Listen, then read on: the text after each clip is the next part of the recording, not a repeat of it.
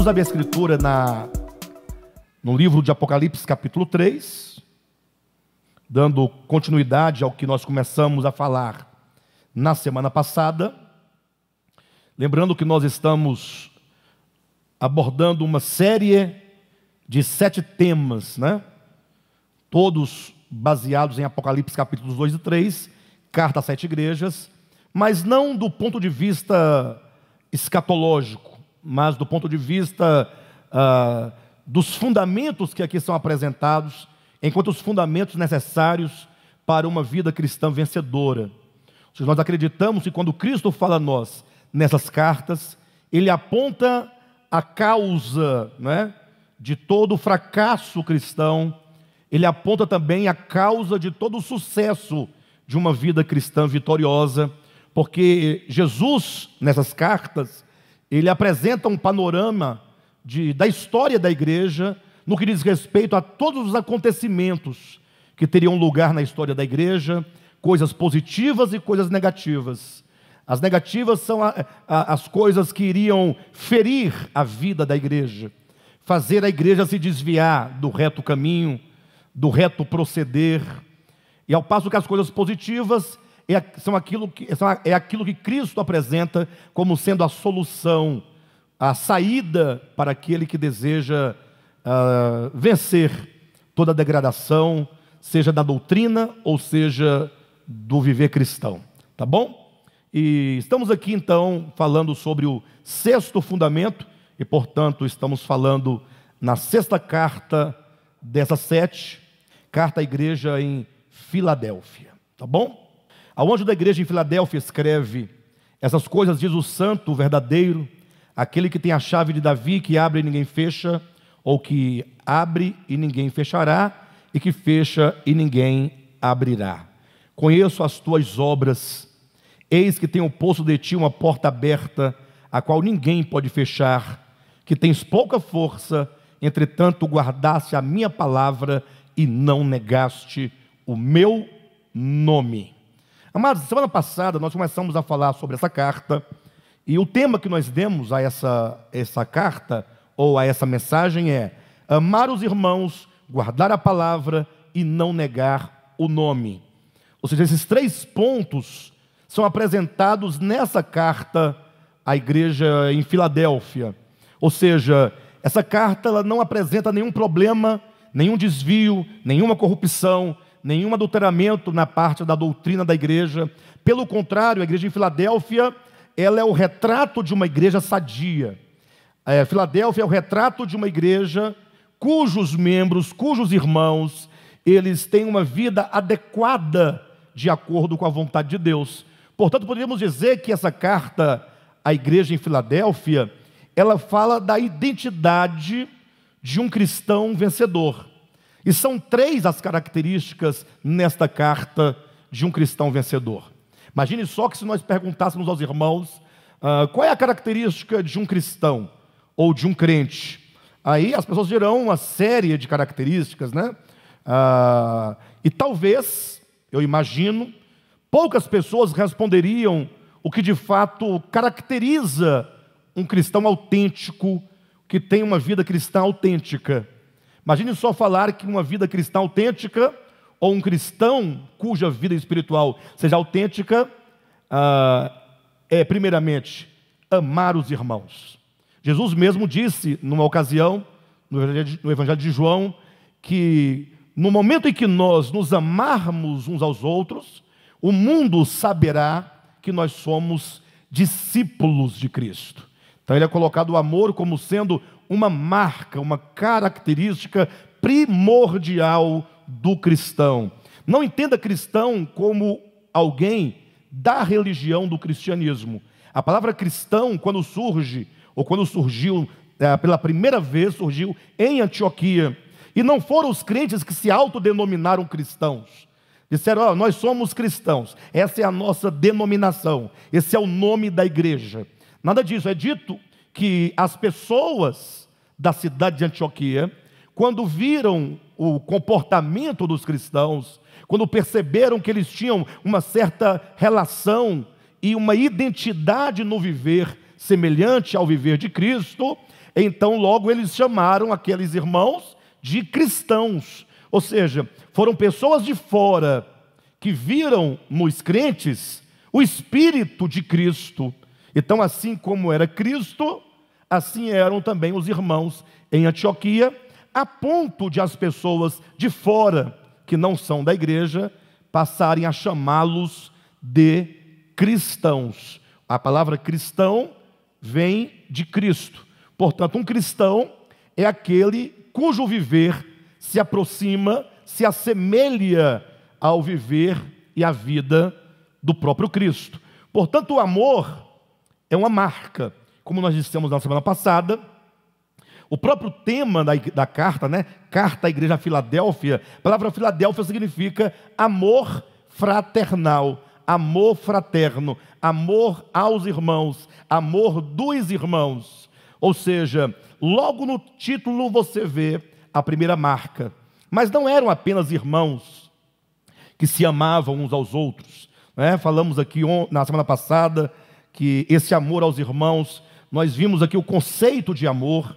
Porque quando fala de amar o outro, amar o inimigo, parece que é pedir algo fora da possibilidade, algo como que utópico. E eu roguei aos irmãos dizendo que nós jamais devemos pensar no amor enquanto uma utopia. Inclusive, após a reunião, eu conversando com alguns irmãos, eu percebi que não raras vezes nós damos muito mais crédito à mentira da serpente do que à própria palavra de Deus. Ou seja, Deus disse, ou melhor, Deus fez você para amar. O alvo da vida humana, da existência humana, o objetivo final é que o homem ame, seja uma expressão do amor de Deus, seja uma extensão do amor de Deus, um canal por onde o amor de Deus alcance a todos. Então, se Deus te fez para amar, e quando Ele te criou, quando Ele criou a cada um de nós, Ele nos supriu com o elemento divino, Ele sopra para dentro do homem o seu próprio espírito. Então, você é completamente capaz de amar a todos, e a tudo e a todos, porque você foi gerado pelo Espírito Divino. Porque a capacidade de amar é o próprio Deus, que é amor dentro de você. Agora, o problema é que o pecado, que é engano, que é ilusão, acaba nos levando a considerar a mentira em lugar da verdade. Quando você diz assim, eu não sou capaz de amar os irmãos, eu não sou capaz de amar os inimigos, ou quando você diz que o outro não é capaz, ou quando você diz assim, isso é quase que impossível, você está repetindo um discurso da serpente, o discurso da mentira. A despeito de qualquer circunstância, você precisa sempre confessar a palavra de Deus. Deus me fez para amar. Deus sabe o que faz. Ele me capacitou com o seu Espírito, com a sua própria essência, e portanto a verdade mais verdadeira e absoluta e real é que você é capaz de amar. Agora, estamos dentro de um processo, isso é verdade.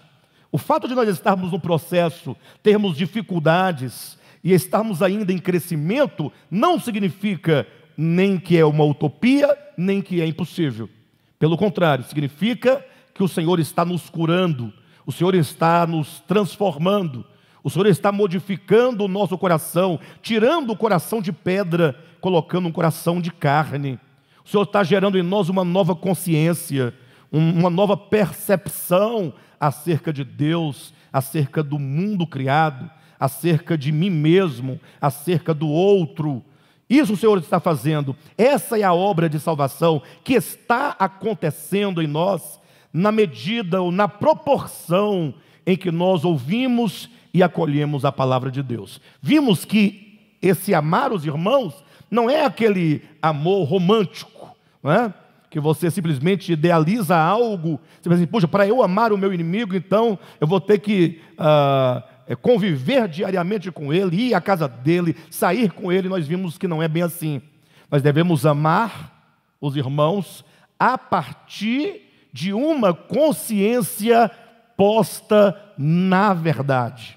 Quando você aceita o outro do modo como ele é, quando você não cobra, não exige, não coloca um fardo, não condena, não acusa, quando você aceita, quando você deixa ir, que é o sentido de amor, quando você compreende os limites, quando você está disposto a socorrer quem quer que seja numa situação de necessidade, quando você não se assenhora sobre a vida do outro, né? E quando você procura não se vingar do seu irmão. Essa é a primeira característica de um cristão vencedor. Saiba que nem eu, nem você e nem ninguém jamais será um cristão vencedor se nós não tocarmos esse amor divino que já nos foi dado. Por isso a Bíblia fala sobre o fruto do Espírito. Se é o fruto do Espírito, não é o meu fruto. É o Espírito em nós que gera o amor. Mas você precisa desejar por isso. Ao invés de ficarmos falando, está difícil, está longe, está complicado, é impossível, não consigo, não dou conta, comece a fazer como disse Jesus, referindo-se ao seu Espírito, né? Ele diz, buscai e achareis, batei e abre-se-vos-á. Mas ainda outras duas características de um cristão vencedor nesta carta, que eu gostaria de comentar com os irmãos hoje, que é guardar a palavra e não negar o nome. E nós tocamos aqui em dois aspectos que são fundamentais, que são essenciais. Guardar a palavra. Poxa, quando você ouve essa expressão, né, esse verbo guardar a palavra, qual o sentido, né, que essa característica traz para o nosso entendimento? Como guardar a palavra? Por que guardar a palavra? E antes de tudo, eu queria ler com os irmãos um texto, no Evangelho de João, capítulo 8, por gentileza me acompanhe, versículo 30. Eu li com os irmãos já esse texto recentemente, mas quero lê-lo novamente. João, Evangelho, capítulo 8, versículos 30 e 31, que dizem assim: ditas essas coisas, muitos creram nele. E aqui, portanto, nós temos aqui uma ideia muito geral, porque imagine vocês que, havendo Jesus falado essas palavras, que estão aqui acima, é dito que muitos creram nele, e é um fato evidente de que hoje muitos também creem em Jesus, ou seja, estamos aqui no âmbito pragmático das experiências humanas coletivas. Quando vocês olham para mim, falam assim, poxa, Alexandre, crer em Jesus, isso porque eu estou constantemente lidando com a Escritura, pregando, então certamente eu devo crer, né? Vocês também certamente creem em Jesus. E quando então diz a Escritura que muitos creram, certamente deve ter tido alguma evidência externa, alguma manifestação dessas pessoas, para que João pudesse naquele momento perceber que muitos diziam crer, afirmavam crer em Jesus. Agora entenda uma coisa, quando a pessoa diz, olha, eu creio em Jesus, eu creio nas palavras de Jesus, eu creio nos ensinamentos de Jesus, eu creio em Cristo Jesus enquanto aquele que veio e viveu uma vida reta e se tornou Ele próprio o caminho para todos aqueles que querem voltar ao Pai. Lembre-se que esse pensamento, essa ideia é algo muito grave. É preciso que nós reflitamos sobre quando nós falamos que cremos. Ah, pastor, mas eu creio e acabou. Você não vai colocar dúvida no meu crer. O próprio Jesus, certa ocasião, ele contou duas parábolas para ilustrar essa situação, para poder mostrar às pessoas que diziam ser discípulas de Cristo.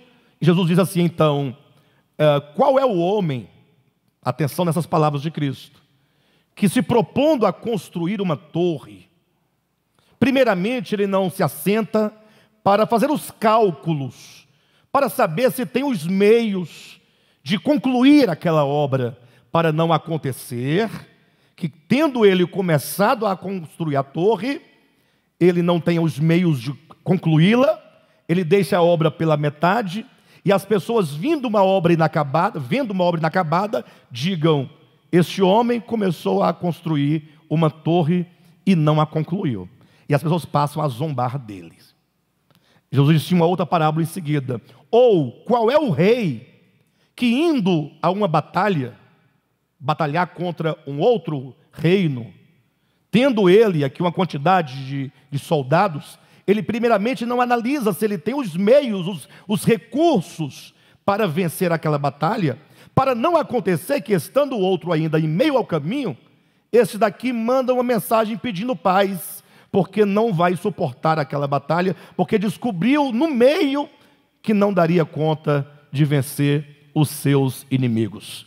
Jesus conta essas parábolas para dizer, quando você fala assim, eu quero o Evangelho, eu recebo o Evangelho, eu vou seguir o Evangelho, você possa primeiramente falar assim, será que eu estou claro do que é mesmo, do que é de fato o Evangelho? Ou seja, o Evangelho, o que ele requer de nós?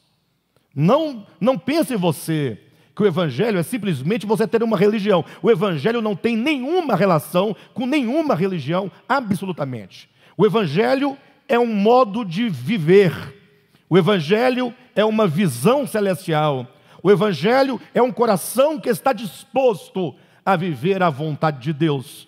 Mas não é um Evangelho no sentido de ficar apenas te pedindo e cobrando coisas. O Evangelho é o poder de Deus para a transformação, para a salvação de todo aquele que exerce fé no Evangelho. Saiba, o Evangelho, ele vai mudar a sua vida. Ele vai alterar toda a sua vida. Mas não é uma mudança, uma alteração que se dá esteticamente, exteriormente, em usos e costumes. Se você usa tatuagem ou você não usa tatuagem, se você pinta unha, se você... nada disso. Ele vai tratar com o coração, com a alma, como desde o Antigo Testamento já havia dito acerca do Evangelho. Ele, Deus, vos dará um novo coração, uma nova mente, uma nova percepção, um olhar divino sobre o mundo, sobre as coisas, para que nós tenhamos um viver como este. Então, quando João diz aqui, no seu Evangelho, capítulo 8, versículo 31 ou 30, ditas estas coisas, muitos creram nele, olha só a intervenção de Jesus no versículo 31. Disse, pois, Jesus aos judeus que haviam crido nele, 2 pontos. Olha o peso do que está escrito. Vamos lá? Versículo 30. Ditas essas coisas, muitos creram nele. Então imagine só o povo, oh, aleluia, glória a Deus, cremos nessa palavra, essa palavra é a verdade. Aí olha o texto, disse, pois, tem um pois aí ou não tem? Esse pois, ele é muito significativo, é ele que gera o contraste entre o que foi dito e o que será dito. Muitos creram, não é algo bacana? Oh, maravilha, muitos creram. Quanto mais pessoas crendo, melhor. Entretanto, vendo Jesus, essa manifestação, essa efusão de emoções diante do que foi dito ou do que foi ouvido, frente à mensagem pregada, ele disse, pois, aos judeus que haviam crido nele: se vós permanecerdes na minha palavra. Olha que coisa mais interessante. Não sei se vocês já observaram, mas quando você lê os evangelhos, você não vai ver Jesus discutindo nenhum tipo de doutrina. Com ele as coisas são tudo muito simples. Não tem como você ler os evangelhos e ficar perguntando se Jesus era calvinista ou arminiano. Não tem isso. Não tem esse negócio de você... Mas Jesus, e o que o senhor quer dizer com isso? Não, é tudo muito simples. Ele falou, olha, para entrar na vida, você vai ter que passar por uma porta. Essa porta, ela é estreita. O caminho que conduz à vida é um caminho estreito. Isso é simples ou é complicado? Ah, mas é porque... O que ele quer dizer com reino, com vida? Só existe vida e morte. Morte eterna, vida eterna. Então, para viver eternamente, desfrutar eternamente da vida, você vai ter que caminhar um caminho que é estreito, entrar por uma porta que é estreita. Tudo é muito simples, Ele diz: olha, o reino de Deus é tomado por esforço.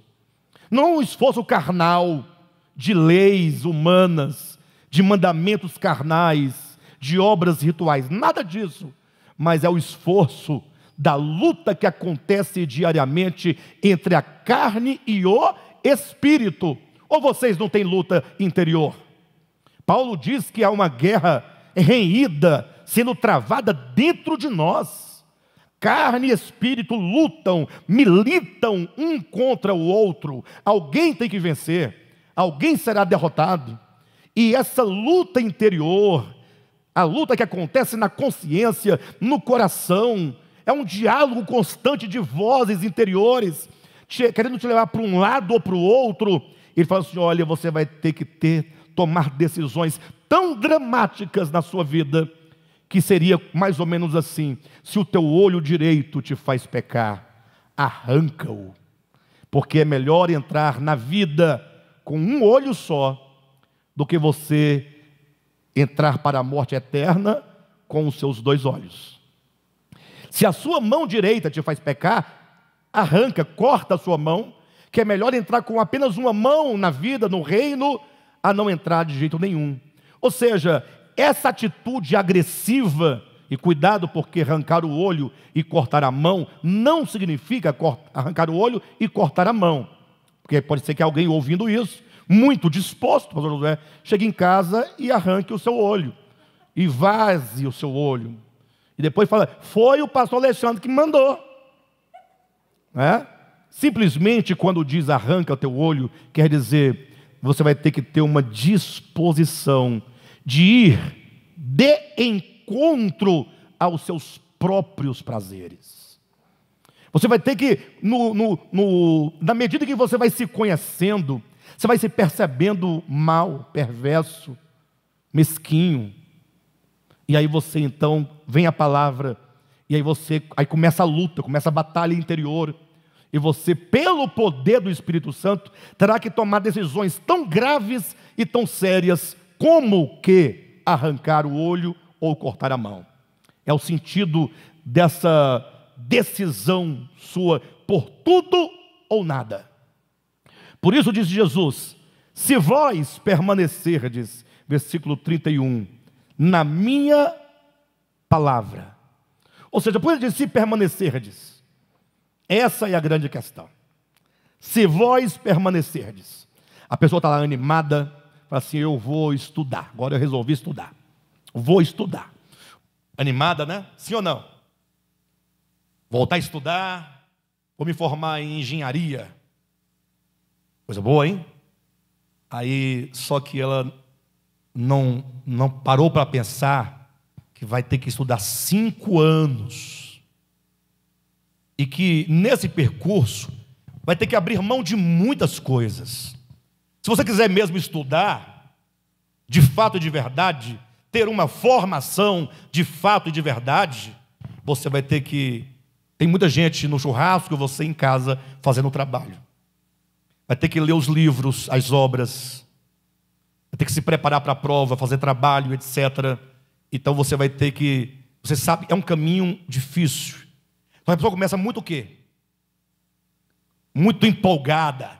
Primeiro dia já chega falando para todo mundo o que aprendeu no primeiro dia de aula. Gente do céu, olha que maravilha. Você fica olhando assim, fala: calma.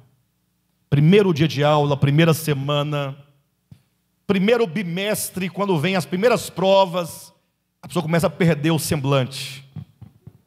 Vai vendo que a coisa é mais complicada do que tudo. E aí começa a colocar a culpa, sabe em quem? No professor. Esse professor muito ruim, esse professor. Aí começa aquele desânimo, vai desanimando. Aí começa o segundo semestre, não conclui, abandona. Alguém já passou por isso, porventura? Não exatamente, mas em um curso qualquer, em qualquer outro tipo de situação. Jesus disse: se vós permanecerdes na minha palavra. Coisa boa é ouvir o evangelho, falar: agora você vai ver, agora isso é maravilhoso. Lembra que o semeador saiu a semear e uma parte da semente caiu em solo rochoso? e aquela semente brotou, porque a semente é boa, mas quando então começou a tentar lançar suas raízes mais profundamente, encontrou o empecilho das pedras, e por isso não tinha raiz, e aí quando veio o sol, queimou. Aí Jesus fala, essa semente representa aquelas pessoas, ou esse tipo de solo, representa aquelas pessoas que, ao ouvirem a palavra, logo, recebem com alegria, vindo, porém, as tribulações, por causa de quê? Da palavra, se entristece e abandonam o caminho. Então veja que tudo é uma questão de coração, não é uma questão de religião. Tem pessoas que estão extremamente satisfeitas porque se converteu há 50 anos e nunca saiu da igreja. E é provável, ou tem a possibilidade de que nunca tenha de fato se convertido a nada. Ou talvez a uma religião, né?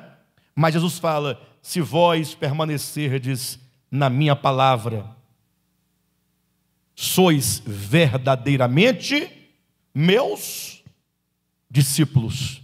Ele fala no permanecer. E quando nós lemos a carta a Filadélfia, é dito no versículo 8, conheço as tuas obras, eis que tenho posto diante de ti uma porta aberta, a qual ninguém pode fechar, que tens pouca força, entretanto guardaste a minha palavra. A palavra tem que ser guardada. Ou seja, nós devemos conhecer a palavra e devemos nós então acolher a palavra. E agora é o desafio maior, guardar a palavra de Deus. Quando nós falamos de palavra de Deus, preciso que todos vocês prestem muita atenção nesse detalhe. Quando se fala de palavra de Deus, geralmente há uma confusão generalizada. Isso porque os crentes, de uma maneira geral, eles entendem erroneamente e pensam que a palavra de Deus a qual tem que ser guardada é a Bíblia. É assim que eles entendem. A Bíblia é a palavra de Deus. Bem, há alguma coisa nesse pensamento que está correto. Em que sentido? No sentido de que a Bíblia, por ser um livro inspirado, ela traz, não raras vezes, o falar de Deus, enquanto palavra pronunciada e ditas por Deus mediante profetas, mediante os apóstolos e assim sucessivamente. Então há algo de verdadeiro nisso, porém há uma diferença muito grande entre a Bíblia e a própria palavra de Deus. Isso porque a própria Bíblia é que nos ensina que a palavra de Deus é uma pessoa, é o próprio Cristo. Cristo é o verbo de Deus, ele é a palavra de Deus, é a palavra viva. Mas os cristãos confundem, não raras vezes, com a Bíblia, pelo fato de a Bíblia conter, não raras vezes, o falar divino. Deus falou a Moisés, Deus falou aos profetas, e Deus falou, e Ele falou, e toda vez que você lê, está dito que Deus disse dessa maneira. Mas entenda uma coisa, olhem para mim, e veja que diferença crucial. Quantas vezes Deus disse algo na Bíblia, e depois Ele mudou o falar? Quantas vezes? Uma vez? Nenhuma vez? Ou muitas vezes? Não faz ideia. A sua resposta é inteligentíssima. A melhor coisa é não sei, não tenho a mínima ideia. Ora, você vai encontrar na Escritura Deus orientando o povo de Israel, não raras vezes, em circunstâncias do tempo em que o povo de Israel viveu. E, portanto, naquele tempo, aquela orientação era cabível em razão do tempo em que eles viviam, da cultura, do entendimento, do conhecimento. Entretanto, o tempo vai passando, e então lá na frente, Deus então diz, agora eu vou dizer de um modo diferente. Deus mudou? Não. É que Deus vai acompanhando o homem ao longo do tempo, como um pai que pega na mão da criança E na medida em que a criança vai crescendo, o pai vai ensinando. Chegou um ponto que o pai fala: sabe aquele dia que eu falei para você daquele modo? Pois é, porque naquele tempo você só podia compreender daquela maneira. Mas agora eu posso te falar mais claramente. Agora eu posso te ensinar algo que vai te elevar a um nível maior de compromisso e de experiência e de relações, porque você já cresceu. E assim você vai encontrar, por exemplo, em Mateus capítulo 5, a prova do que eu estou dizendo, quando Jesus diz assim: olha, vocês ouviram o que foi dito, não adulterarás. Não está dito isso? Onde? Não é lá nos 10 mandamentos? Agora ele fala: eu, porém, vos digo. Ele vai gerar alguma mudança. Alguém diz: não, pastor, mas aí não é mudança. Ele vai continuar condenando o adultério. Só que agora ele vai expandir a ideia de adultério, no sentido de que lá dizia: não adulterarás. Aqui ele diz: você não deve adulterar, tampouco olhar para uma mulher com intenção impura no coração. Aqui o mandamento, ele ganha uma proporção. Ele chega a um nível de glorificação, de abrangência maior. Então não houve mudança. Aí Jesus continua dizendo: vocês ouviram o que foi dito? Olho por olho, dente por dente. Foi dito. Eu agora, portanto, ou porém, vos digo: não existe olho por olho e dente por dente. Esse espírito de vingança, ainda que vingança justa, porque olho por olho seria vingança justa, uma vingança proporcional àquilo que você sofreu. Eu, porém, vos digo: não resistais ao perverso. Se alguém ferir você na face direita, volta à esquerda. Não houve mudança ou não houve mudança? Sim ou não? Sério, pessoal? Houve mudança? Agora eu pergunto: a palavra de Deus muda? Sim ou não? Não. Porque a palavra de Deus é o próprio Cristo, é o próprio Deus, que não muda. O que mudou nesse eixo da Bíblia, nesse eixo histórico, foi exatamente a pedagogia, Deus falava e ensinava na proporção da capacidade do vaso de receber as suas orientações. Então, quando se fala de palavra de Deus, os crentes confundem a palavra de Deus, que é Cristo, João capítulo 1, versículo 1, Hebreus capítulo 4, versículos 12 e 13, Apocalipse capítulo 19, versículo 11, ou versículo 13, salvo engano. Todos esses textos afirmam que a palavra de Deus é uma pessoa. Mas nós entendemos e reconhecemos que na Bíblia tem palavras de Deus. Porque muitas vezes ele falou. Pastor, mas e aí? O que isso tem a ver com guardar a palavra? É que na nossa experiência, e assim foi na minha experiência, creio que na dos irmãos também, nós passamos pelo menos por 3 níveis de entendimento e, portanto, de experiências em relação à palavra de Deus. O primeiro nível é quando nós compreendemos a Bíblia como sendo a palavra de Deus. Quem aqui já pensou assim? Diga amém. Você já pensou que a Bíblia era a palavra de Deus? E nesse momento, nessa fase, portanto, é uma fase muito imatura, mas é uma fase verdadeira, sincera. Nunca devemos condenar alguém porque está nessa fase. Seria mais ou menos você condenar uma criança que não fala as palavras direito ainda. Você ficar rindo da criança porque ela fala registro, né? Desliga o registro. Menino não é registro, é registro. Se bem que tem muito adulto que fala registro, né? Assim, mas você não tem que... É uma fase. A fase em que o crente lida com a Escritura na sua estrutura literal, no entendimento de tudo literal. E nesse período ele fica sempre procurando os versículos para poder cumprir, né?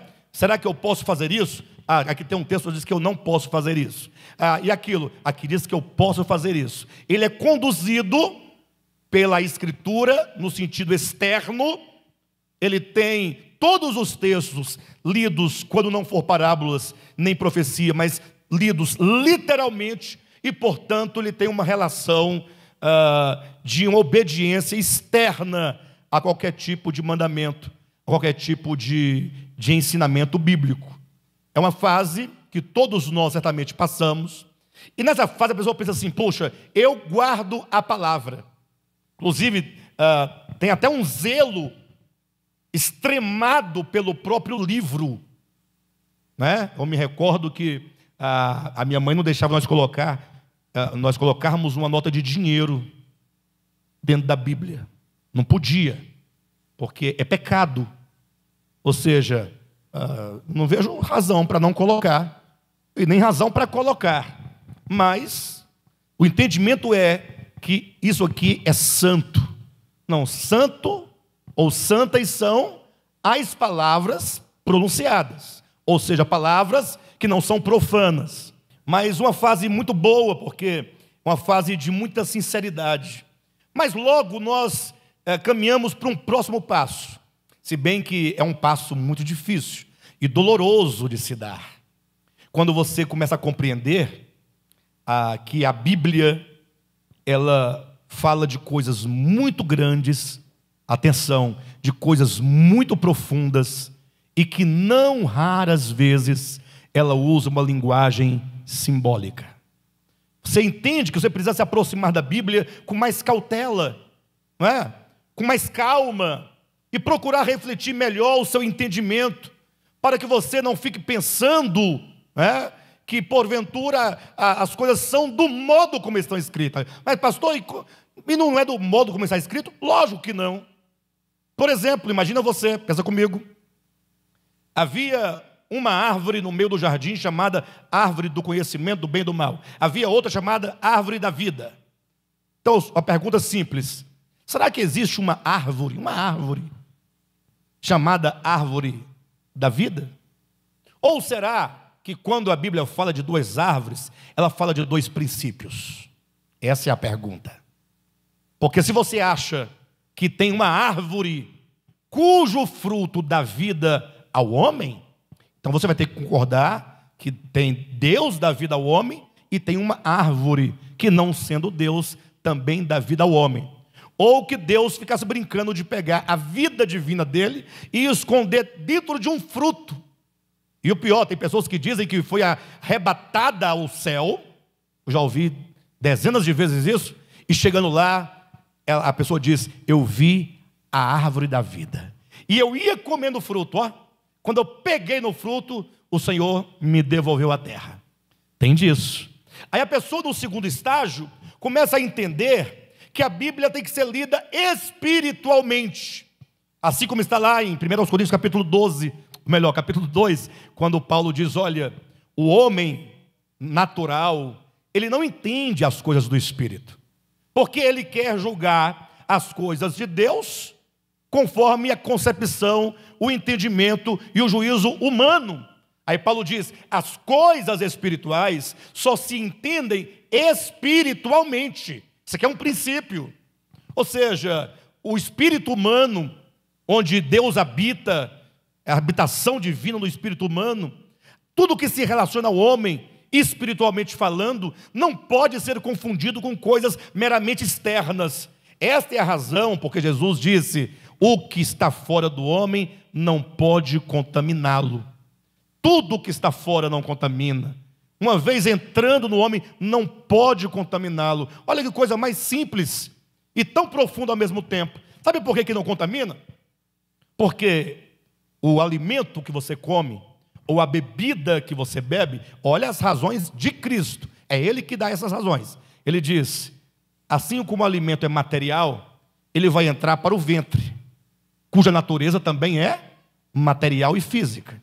Então, alimento físico com intestino, com o estômago, dá tudo certo, tem a mesma natureza.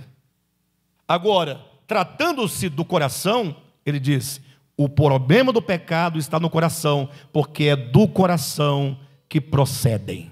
Então ele separa coisas espirituais de coisas materiais. Mas quem chega a esse estágio de começar a entender que a leitura precisa ser de uma leitura mais apurada, uma leitura que seja compreendida espiritualmente, que tem muita figura, já está num estágio superior ao primeiro. Porém, ainda não é esse o estágio daqueles que guardam a palavra. Não é esse estágio, pastor? Nós aqui do ministério entendemos, né, a Bíblia de uma maneira muito, como eu posso dizer, simbólica, né? Estamos sempre traduzindo o sentido para encontrar as relações orgânicas. Mas entenda, quando eu aqui prego, por exemplo, e eu apresento, portanto, o sentido espiritual daquilo que na Bíblia é colocado, escrita literalmente, tem uma escrita, né, com seus símbolos, e nós abstraímos o significado, você diz, puxa, agora eu sei a verdade. O livro Nascidamente, são 198 páginas, vai apresentar para os irmãos os temas, tudo nessa visão fora dos invólucros. Por exemplo, salvo engano, o capítulo 10, ou é o capítulo 10, é o capítulo 9, eu falo sobre a marca do anticristo e o selo de Deus. Pensa numa coisa gloriosa, será quando os irmãos lerem esse capítulo, assim, puxa, agora eu entendi o que é o selo do anticristo. E agora eu entendi o que é o selo de Deus. Vocês vão ficar assim deslumbrados, impactados. Imagine quando os irmãos lerem o capítulo sobre a manifestação dos filhos de Deus. Fala sobre a parousia de Cristo, fala sobre a manifestação de Deus por meio do seu corpo, da sua igreja. Vão ficar deslumbrados. Aí eles vão se deparar com o segundo estágio. Ao estágio quando você agora faz uma leitura da Escritura, agora buscando conhecer e entender o seu sentido espiritual. Mas até agora você apenas entende. O problema é que existe mais um passo para aqueles que guardam a palavra de Deus. Porque guardar a palavra não é uma questão agora mais do entendimento, mas é uma coisa do coração. Guardar algo no coração só se pode fazer se você amar. Amar a palavra. E amar a palavra é amar a Cristo. Independentemente do nível de entendimento que você tem. É quando você chega no entendimento, agora da palavra Espírito, da palavra o verbo, o Cristo de Deus, enquanto a palavra. Quando você agora, na medida que você conhece e entende na mente, no intelecto, acerca de Cristo, agora você guarda aquilo no seu coração. Eu creio que esse ponto é o ponto mais alto, e por ser o ponto mais alto, talvez seja o ponto de maior dificuldade de todos nós. Porque nós defendemos muitas coisas, mas nós não amamos tudo o que defendemos.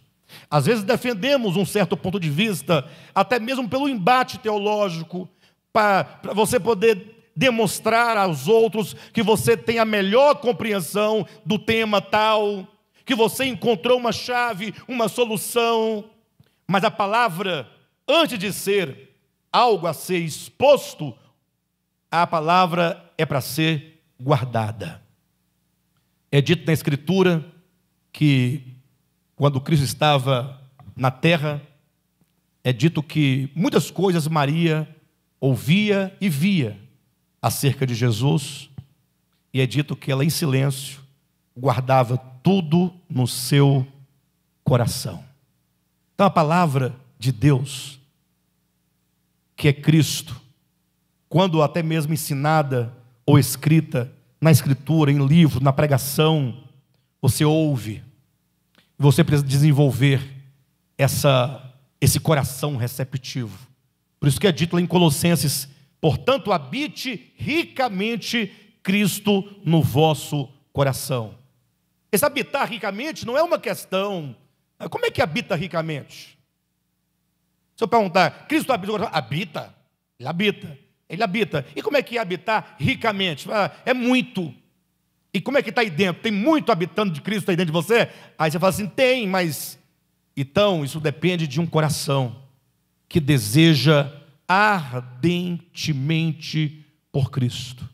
E que cada palavra, por mais alta que seja, por mais complexa que seja, ela não é desprezada, ela é guardada. Às vezes nós ouvimos uma palavra, e porque aquela palavra não se relaciona muito com a nossa experiência diária, porque há um distanciamento, não raras vezes nós procuramos desculpas para dizer por quê que nós não guardamos aquela palavra. Ou então, nós simplesmente colocamos no esquecimento.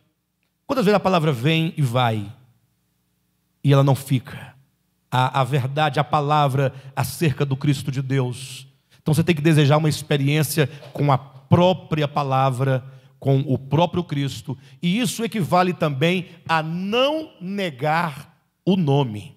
Os cristãos do primeiro século, eles eram conhecidos por aqueles que levavam consigo o nome. Ora, falar do nome não é um nome Jesus, esse nome. Muitas pessoas hoje em dia estão lutando, brigando pela grafia correta do nome de Jesus e do nome Deus. Não é nem do nome de Deus, é o nome, a expressão Deus. Eles colocam um D, aí coloca lá um apóstrofo, e aí o S, porque não pode colocar o E. E discute com você que a grafia, a princípio, Deus nem nome é. Deus pode ser um Deus verdadeiro e pode ser um Deus falso.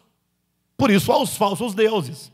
Mas as pessoas estão lutando e disputando e discutindo a grafia correta do nome de Jesus, ou a pronúncia correta desses nomes. Outros pensam que porque eles oram, e no final diz, nós pedimos, ó Pai, a Ti, em o nome de Jesus. Eles acham que agora está resolvido. Que esse fecho da oração, com essa estrutura, com essa fórmula em nome de Jesus, eles pensam que agora eles têm a chancela divina. Porque eu disse em nome de Jesus. Alguém orou, não disse, você não disse em nome de Jesus, no final, a sua oração não serviu para nada. Muita gente pensa dessa maneira. Mas quando Jesus fala em meu nome, você quer ver uma coisa? Quando alguém fala com uma outra pessoa no nome de outra, de duas uma, ou ele fala a verdade, certo? Ou seja, aquela pessoa diz, olha, faça isso por gentileza, e você pode usar o meu nome, a minha autoridade, a minha influência. Pode ser verdadeiro. Ou a pessoa pode estar mentindo. Se ela está mentindo, estiver enganando, isso é engodo. Então, está fora. Mas imagine só que quando você vai em tal lugar, em nome de, não é o nome é a pessoa. Imagine que fazer tudo em nome de Jesus significa que você tem harmonia com Ele, você tem unidade com Ele, está reconciliado com Ele, você é um servo dEle, é um discípulo dEle e, portanto, você o representa. Ele te dá a autoridade do nome. Por isso que quando nós oramos, nós devemos estar na condição, na posição de um verdadeiro servo de Cristo, que reconhece o seu senhorio. Você imagine que está dito na Escritura, muitos, atenção, naquele dia me dirão, Senhor, em teu nome, nós fizemos isso e aquilo outro. Jesus vai responder, eu nunca vos... Ora, peraí, eles fizeram no nome de Jesus, mas Jesus não os conhecia, mas eles falaram o nome, certamente, pronunciaram a pronúncia, porém, Jesus disse, nunca vos enviei, nunca estive com vocês, não sei quem vocês são, uma palavra muito forte, eu fiz o teu nome, mas eu não conheço você, chega a ser estranho, você não foi meu discípulo, o que prova que não é o nome pronunciado, mas é a autoridade que se carrega no coração. E essa autoridade não é uma autoridade de mando, de ordem, de determinação. Eu vou agora sair dizendo que se eu sou discípulo de Cristo, tudo tem que acontecer porque eu estou na base do nome. Não, esse nome que você carrega consigo é porque esse Cristo habita de tal modo no seu coração. você o ama de tal modo, e você se relaciona de tal modo com Cristo, sendo Ele a sua salvação, essa fé de que Ele é o Salvador, e a esperança de sua manifestação, que agora onde você vai, esse nome vai com você. Você não usa o nome como quem usa um relógio. Eventualmente eu saio de casa, às vezes esqueço em casa o relógio. Aí eu fico meio assim, sem jeito, porque acostumado a usar relógio, mas não tenho como sair e deixar a minha cabeça lá em casa. Tem gente que deixa, né? Não tem? Mas é simbólico. Simbólico. Mas eu posso me esquecer de um utensílio que eu uso, mas não posso me esquecer daquilo que está no meu ser, no meu corpo, em mim. Então, o nome não é algo que você usa quando vai orar. Algo que você usa quando vai expulsar um demônio.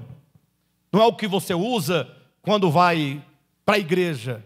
O nome é carregar consigo essa pessoa, é estar na autoridade dessa pessoa, no sentido de que você se coloca debaixo do seu senhorio. Todos os crentes que certamente forem cristãos vencedores, eles carregam consigo essas 3 características. Amam os irmãos. 2, eles guardam a palavra. E 3, não negam o nome. Não negar o nome significa também que não existe contradição entre o nome que você invoca e as suas ações. Porque às vezes eu penso assim, não, eu nunca neguei o nome de Jesus. Já negou alguma vez? Não.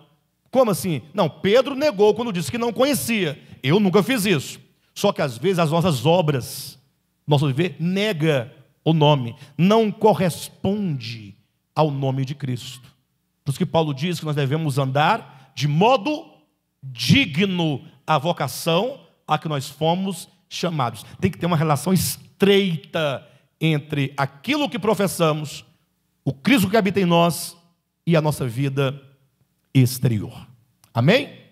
Quantos estão dispostos e ansiosos para desenvolver uma vida vencedora? Amém.